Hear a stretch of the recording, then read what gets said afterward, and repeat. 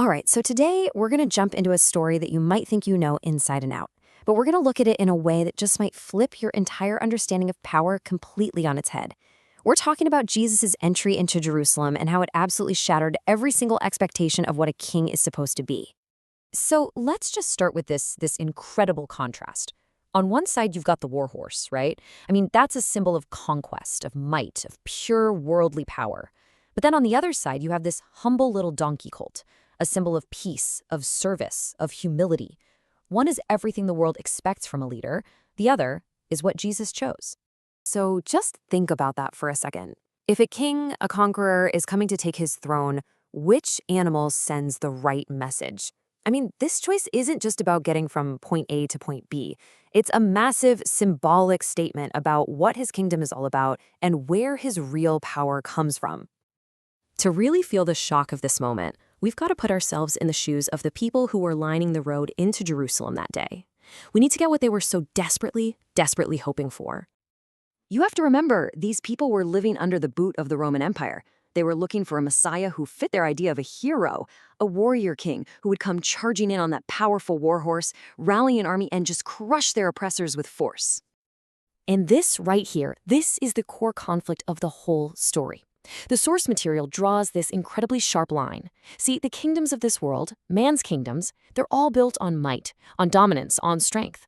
But the kingdom Jesus came to build, well, it was founded on something completely counterintuitive: humility and obedience to a much higher purpose. So, keeping that expectation of a war horse in your mind, let's look at what actually went down. The Gospel of Mark tells us the whole story. Now, what's so fascinating here are the details in Jesus' instructions. He doesn't just say, hey, go find me a donkey. No, he points to a specific colt, one that has never been ridden. And that's not just some random detail. It signifies that this animal was set apart, consecrated for a holy and totally unique purpose. This image just captures the heart of it all, doesn't it? It was a deliberate choice. Humility over spectacle. And the caption, it's a prayer that says, Lord, save me from my wrong expectations of you. See, Jesus wasn't there to meet their expectations. He was there to shatter them and show them something so much greater. But here's the wild part. Look at the crowd. They gave him a king's welcome anyway. Spreading their cloaks on the ground, that was like rolling out the red carpet for royalty. They were shouting Hosanna, which means save us now. They were welcoming him as the exact hero they've been waiting for. So, what is going on here? Why this bizarre upside-down parade? You've got a humble king on a borrowed donkey getting a massive hero's welcome. Well, this is the moment where Jesus completely redefines what power and what victory actually look like. Yeah, this one single act totally redefines our understanding of everything, and it does it in 3 distinct ways. We're talking about a new kind of power, a new way to understand praise, and a completely different perspective on timing. First up, a new kind of power. By riding a donkey, Jesus was intentionally fulfilling this ancient prophecy from the book of Zechariah about a gentle king arriving in peace. His real authority didn't come from a sword or an army. It came from his perfect, humble obedience to God's plan. That was his superpower. Second, a new kind of praise. Now, Jesus accepted their shouts of Hosanna, but he wasn't fooled by them for a second. He knew they were cheering for a political king, a military liberator. And he also knew that because he wasn't going to be that guy, these same crowds would be screaming, "Crucify him," in just a few days.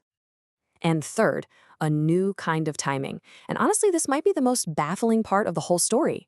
After this grand entrance, what does the brand new king do?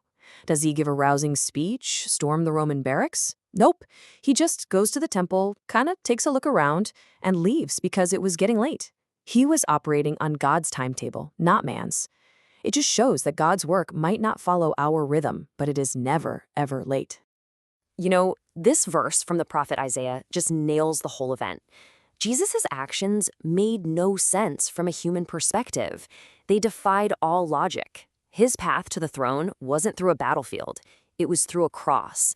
And that shows a divine wisdom that looks completely backward to the rest of the world. So, where does all this leave us? Well, this story presents a final, really personal challenge to every single one of us, even thousands of years later. The story is basically inviting us to think about a different way to live. This passage from Romans echoes that theme perfectly. It's a call to stop trying to be what the world says is successful, the way of the warhorse, and instead offer ourselves in humble service, the way of the donkey. And so this ancient story leaves us with this really provocative question. In our own lives, right, in our careers and our goals, what do we actually want? Do we want to be the impressive warhorse, seen and admired by everybody for our strength and our talents? Or are we willing to be the humble donkey, a vessel that's just available for a purpose that is so much bigger than ourselves, content to serve quietly and faithfully wherever we're led?